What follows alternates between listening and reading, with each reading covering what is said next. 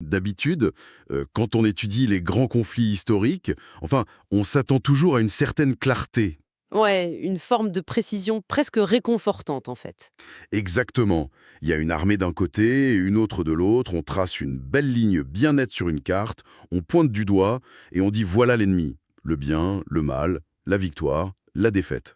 C'est l'illusion parfaite que nous donnent les manuels d'histoire, ça. On adore cette vision super épurée, parce qu'elle rend le chaos beaucoup plus digeste. C'est clair. Mais dès qu'on gratte un peu la surface, cette belle géométrie, elle s'effondre totalement. Et c'est précisément ce qui se passe quand on se plonge dans les sources de notre exploration détaillée d'aujourd'hui. Tout à fait. On examine les écrits de l'historien Washington Irving, plus spécifiquement le troisième volume de sa biographie Life of George Washington. Et là d'un coup, la carte stratégique bien ordonnée disparaît. Ouais, elle laisse place à un brouillard d'une complexité complètement affolante. C'est ça. Plantons un peu le décor pour notre public. On est à l'aube de l'hiver 1777-1778. Imaginez un général qui doit affronter l'une des armées impériales les plus puissantes du monde. Jusque-là, on va dire que c'est le travail classique d'un militaire. Voilà. Mais ce général, il doit simultanément gérer les trahisons venimeuses de ses propres collègues et aussi naviguer à travers l'incompétence structurelle de son propre gouvernement. Le tout pendant que ces soldats n'ont littéralement plus de chaussures pour marcher dans la neige, quoi. C'est incroyable. C'est la définition même d'un effondrement systémique. Absolument. Et la mission de notre analyse d'aujourd'hui, c'est vraiment de décortiquer cette période charnière. Parce que ce qui émerge des textes d'Irving, c'est une leçon hyper intemporelle. Les menaces les plus mortelles pour un leader, elles viennent très rarement du camp d'en face. Ouais, le danger fatal, celui qui détruit les fondations, il vient de l'intérieur. Il se nourrit de la politique, des jalousies et d'une bureaucratie paralysante. Alors, plongeons directement dans l'action. On est à l'automne 1777. L'armée britannique, sous les ordres du général Howe, a pris Philadelphie. C'est un coup dur, oui. Mais Howe fait un choix tactique, disons, intéressant. Il divise ses forces et place une partie de son armée près de la bourgade de Germantown. Et Washington voit cette division. Il flaire l'opportunité d'un grand coup, en fait. Il décide de lancer une attaque surprise à l'aube. Mais sur le papier, avec une armée épuisée et sous-équipée, comment on fait pour réaliser une manœuvre aussi complexe? C'est une entreprise d'une audace folle. Ça frôle carrément la déraison. L'armée de Washington, c'est pas exactement une machine de guerre parfaitement huilée à ce moment-là. Non, c'est le moins qu'on puisse dire. Pourtant, sa stratégie exige une marge d'approche nocturne de 15 miles. 15 miles sur des routes accidentées dans l'obscurité totale. Avec un silence absolu exigé en plus. Exactement, pour que plusieurs colonnes distinctes convergent au même moment sur les Britanniques. Et le plus incroyable, c'est qu'au début de l'assaut, l'impossible se produit, ça marche. Le succès initial est même fulgurant. Les textes décrivent la charge des troupes du général Wayne. Ce sont pas juste des soldats qui obéissent aux ordres, là. Non, ce sont des hommes ivres de vengeance. Ouais, parce que quelques semaines plus tôt, leurs camarades se sont fait massacrer à la baïonnette par les Britanniques à Paoli. C'est ça. Donc à Germantown, l'infanterie américaine charge avec une fureur absolue. Ils repoussent les lignes britanniques. La victoire semble vraiment à portée de main. Mais parce qu'il y a comment une mécanique qui démarre si bien peut se désintégrer en quelques minutes? En fait, il y a deux éléments qui entrent en collision. Le premier, il est environnemental. Un brouillard matinal extrêmement dense se lève sur Germantown. Ah, le fameux brouillard de la guerre. Littéralement. Mêlé à l'épaisse fumée de la poudre, ça réduit la visibilité à quelques mètres à peine. Le champ de bataille devient aveugle. D'accord. Et le deuxième élément? C'est l'erreur humaine. Un officier britannique, le colonel Musgrave, se retrouve acculé avec 6 compagnies. Il a la présence d'esprit de se retrancher dans une énorme demeure en pierre. La fameuse Choose House. C'est ça. Les portes sont barricadées, les fenêtres deviennent des meurtrières. Mais face à cet obstacle, le bon sens dicterait de laisser un petit détachement pour surveiller la maison et de continuer l'attaque, non? La logique tactique moderne dirait ça, oui. Mais le général américain Knox, qui commande l'artillerie, c'est un puriste. Un puriste. Oui. Il invoque une vieille maxime militaire européenne. En gros, ne jamais laisser un château fortifié derrière soi. Ah non. Si. Au lieu de contourner l'obstacle, l'état-major américain s'arrête, l'élan est complètement brisé. L'obsession du dogme au détriment de la réalité, quoi. Ils perdent un temps fou. Ils envoient un émissaire avec un drapeau blanc, il se fait abattre. Ils amènent de l'artillerie légère qui rebondit de manière pathétique sur les murs. Ils essaient même de mettre le feu au bâtiment, d'après les sources. Ouais, Une demi-heure cruciale s'évapore. Et pendant ce temps, ce délai provoque une réaction en chaîne catastrophique. Dans le brouillard, les colonnes américaines perdent leurs repères. L'ouïe devient le seul sens disponible. Exactement. Et en entendant les tirs nourris autour de la Chouse House à l'arrière, les troupes de tête pensent qu'elles sont encerclées. C'est la panique totale. Des divisions américaines se font face sans se reconnaître, elles commencent à se tirer dessus. L'armée finit par fuir un champ de bataille qu'elle venait pratiquement de gagner. La désorganisation a vaincu là où l'ennemi était en train de céder. Pour ceux qui nous écoutent, j'ai une métaphore. C'est comme une start-up qui lance un produit révolutionnaire. Ok, je vois l'idée. Le marché est conquis dès la première heure. Mais au lieu de capitaliser là-dessus, un manager bloque toute la chaîne parce qu'un détail mineur ne respecte pas une procédure obsolète d'il y a 10 ans, notre Choose House. Ouais, c'est une très bonne image. Et pendant qu'on s'acharne sur cette formalité, les serveurs plantent, c'est le brouillard et toutes les équipes commencent à s'accuser mutuellement et à saboter leur propre travail. Ils détruisent leur propre victoire. Ça illustre parfaitement le danger de la rigidité intellectuelle. Mais Irving souligne un paradoxe fascinant ici. Lequel? Sur le terrain, c'est une défaite humiliante. Pourtant, la nouvelle traverse l'Atlantique. Et en France, le comte de Vergennes lit les rapports. Sa conclusion est hyper inattendue. Il ne retient pas la retraite d'Ash? Non, il retient l'audace, qu'une armée de rebelles, mal nourrie, ait eu la capacité de lancer une attaque coordonnée sur les troupes d'élite de Howe, ça change la donne. C'est fou. Une défaite tactique désastreuse qui se métamorphose en victoire diplomatique. Une armée capable d'une telle résilience, ça promet énormément pour les Européens qui observent. Et cette audace, elle s'arrête pas là. Vu que l'armée britannique s'est installée dans Philadelphie, Washington décide de jouer une carte extrême. Bloquer le fleuve Delaware. Voilà. L'équation est brutale. Si les navires britanniques peuvent pas remonter le fleuve pour ravitailler Howe, la puissante armée impériale va mourir de faim. Le sort de la guerre se réduit au contrôle de la boue et de l'eau, littéralement. Et pour ça, il faut tenir les forts du fleuve. Sur la rive du New Jersey, il y a Fort Mercer, qu'on appelle aussi Red Bank. Et là se déroule une des défenses les plus astucieuses du conflit. Avec le colonel Greene.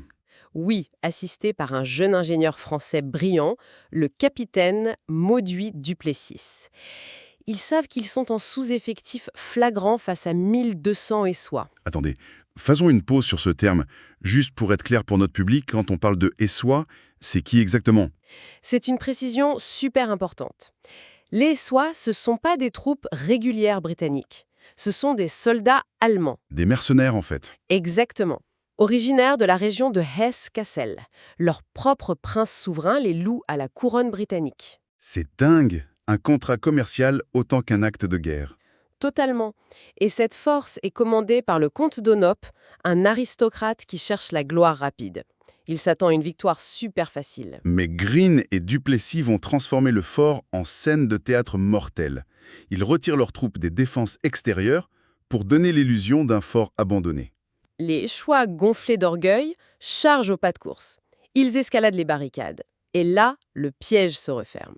Dès qu'ils sont regroupés dans une zone confinée, les Américains ouvrent un feu croisé dévastateur. C'est une boucherie absolue. L'assaut est brisé en quelques minutes. Et au milieu des corps, on retrouve le comte d'Onop lui-même, mortellement blessé. Et les sources rapportent ces dernières paroles. Elles sont d'une lucidité vraiment tragique. Oui, il réalise sur son lit de mort qu'il est victime de l'ambition, mais surtout de l'avarice de son souverain. Un sous-marin qui l'a vendu comme un outil pour écraser des gens qui luttent pour leurs droits. Il meurt dégoûté de sa condition de mercenaire. La guerre perd toute sa noblesse de façade là. Et pendant ce temps, sur le fleuve même, un autre drame se joue à Fort Mifflin. Ce fort, construit sur une île boueuse. Ouais, il subit un bombardement naval britannique continu, nuit et jour. Les descriptions d'Irving sont apocalyptiques. Les palissades de bois réduites en allumettes. Le sol devient un cratère géant. Mais des officiers comme le major français Fleury et le capitaine Talbot refusent de céder. Ils sont gravement blessés mais continuent de diriger les réparations. La résistance est si féroce que 2 navires britanniques, l'Augusta et le Merlin, s'échouent et finissent par exploser à cause des boulets chauffés à blanc tirés depuis le fort. Mais bon, inévitablement, la boue et le bois cèdent. Les survivants doivent évacuer et brûler les ruines. Ce qui soulève une interrogation fondamentale. En lisant ça, on se demande pourquoi. Pourquoi Washington ordonne à des troupes d'élite de s'accrocher à des structures indéfendables? Ça ressemble à un gaspillage de vie, c'est vrai. Mais l'analyse révèle une logique militaire très froide. Washington savait que ces forts finiraient par tomber. Donc c'est quoi le but? C'est le concept du sacrifice calculé. La ressource la plus vitale, c'était le temps. En obligeant les Britanniques à gaspiller des semaines sur ces sièges, Ils retardent leur logistique? exactement. Ce sang versé empêche les navires britanniques de naviguer avant le gel de l'hiver. Ces hommes meurent pour désorganiser l'emploi du temps de l'Empire. Ils payent de leur vie pour acheter des semaines sur un calendrier stratégique. La rudesse de la guerre. Ouais, Mais le véritable choc de notre exploration, c'est le contraste avec ce qui se passe à l'arrière. Pendant que ces hommes se sacrifient dans la boue, que font les politiciens? ah là on entre dans la toxicité absolue. La fameuse Conway's Cabal. Expliquez-nous la mécanique de cette cabale. Alors, le général américain Horatio Gates vient de remporter une immense victoire en capturant une armée britannique à Saratoga. Un triomphe énorme. Sauf que son ego enfle de manière pathologique. Il est tellement convaincu de son propre génie qu'il oublie d'informer directement Washington de sa victoire. Il s'adresse uniquement au Congrès, c'est un affront inouï. Et rapidement, une faction se forme. On y trouve Gates, l'officier Thomas Conway, le général Mifflin et le politicien James Lovell. Leur but, c'est d'écarter Washington pour installer Gates à la tête de l'armée. Le sabotage interne commence. Ils orchestrent une campagne de dénigrement, mais le secret du complot va s'effondrer de la pire des manières. Ah oui, cette histoire est incroyable. L'aide de camp de Gates, un certain James Wilkinson, décrit comme très vaniteux. Il s'arrête dans une taverne, boit un peu trop, et l'alcool déliant les langues, il cite de mémoire une phrase compromettante d'une lettre secrète de Conway à Gates. La fuite est lancée, ça atterrit sur le bureau de Washington. C'est le test ultime pour le leadership de Washington, là. Un chef colérique aurait exigé une cour martiale. Un paranoïaque aurait fait emprisonner tout le monde. Mais Washington opte pour une frappe chirurgicale. Il rédige une note super courte à Conway. Pas d'insultes, pas de menaces. Il retranscrit juste la phrase exacte qu'on lui a rapportée. Le ciel a déterminé de sauver votre pays, ou un général faible et de mauvais conseillers l'aurait ruiné. Il signe, il envoie. Une masterclass absolue, si on transpose ça dans le monde de l'entreprise aujourd'hui. Allez-y, je suis curieuse. C'est comme un PDG qui découvre que ses cadres complotent pour le virer. Au lieu de convoquer une réunion en hurlant, il transfère secrètement le pire message de leur conversation Slack. Sans aucun commentaire. Juste le transfert, et il laisse le silence faire le travail. La paranoïa les détruit de l'intérieur. C'est exactement ça. La réception de cette note déclenche une panique totale. Gates est terrifié, il s'empêtre dans des mensonges grotesques. Il accuse Washington de vol, puis dit que c'est un faux. La tension explose tellement que Wilkinson défie Gates en duel au pistolet. Et la scène finale est burlesque. Avant les tirs, Gates, désarmé, s'effondre l'arme en pleine rue et supplie Wilkinson. Le duel est annulé dans l'embarras total. La conspiration s'effondre sous sa propre lâcheté. Mais il n'en reste pas là. Il publie de fausses lettres dans la presse pour faire passer Washington pour un traître. Et pire, le Congrès manipulé essaye de séparer Washington de son fidèle protégé, le marquis de Lafayette. En lui offrant le commandement d'une expédition militaire absurde pour envahir le Canada. Une offre empoisonnée, classique. On promeut l'allié du rival pour l'isoler. Lafayette consulte Washington, qui lui dit d'accepter pour ne pas donner de munitions politiques au Congrès. Et sur le terrain, cette expédition, c'est quoi? Un désastre planifié. Lafayette arrive à Albany et trouve à peine 1200 hommes, frigorifiés, sans approvisionnement, sans chevaux. Une chimère bureaucratique totale.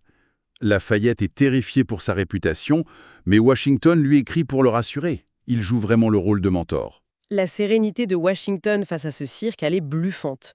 Il dit que la gloire personnelle n'est rien face à la survie de la cause. C'est noble, mais ces intrigues politiques, elles ont eu des conséquences matérielles catastrophiques. Ça a paralysé l'appareil d'État.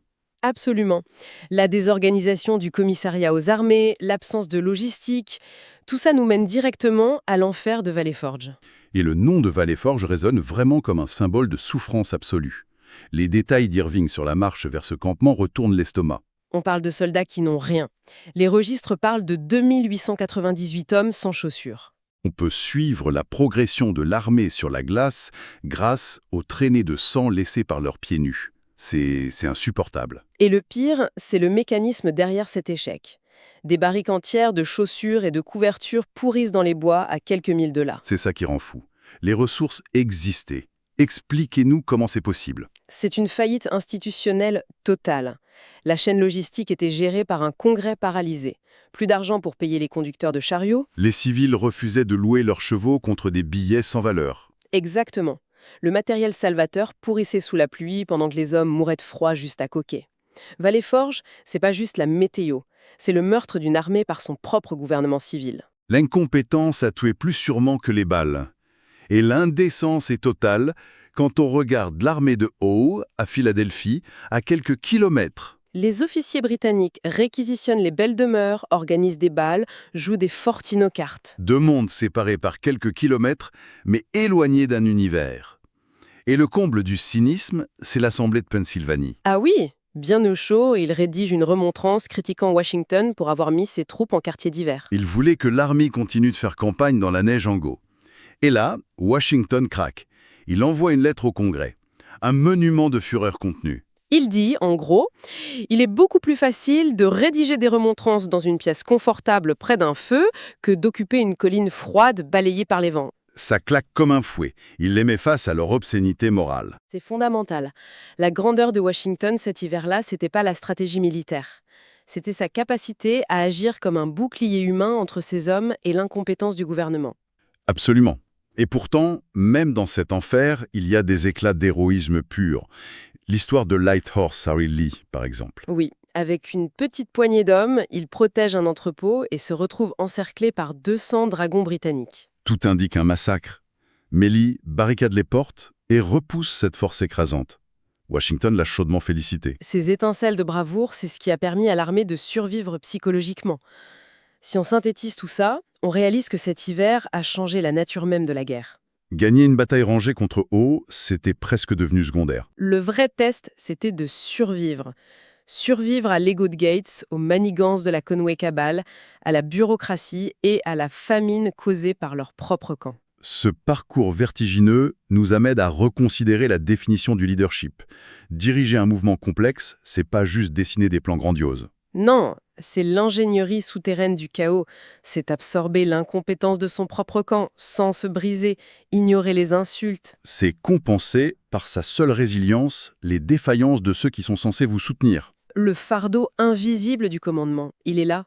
L'histoire retient les charges de cavalerie, mais la machinerie du monde avance grâce à la gestion silencieuse des crises internes. Washington a empêché la guerre d'être perdue par son propre gouvernement. Une nuance qui change tout. Et pour refermer cette analyse approfondie, on aimerait laisser une pensée provocatrice à ceux qui nous écoutent. Allez-y. Si on observe que les combats les plus épuisants et déterminants de Washington ont été livrés contre les trahisons de ses propres alliés, est-il possible que dans toute grande entreprise, le test ultime de la réussite ne soit pas de vaincre le concurrent externe? C'est une excellente question. L'histoire retient les batailles, mais c'est peut-être la force de caractère nécessaire pour survivre à l'autosabotage silencieux de son propre camp qui forge véritablement le monde.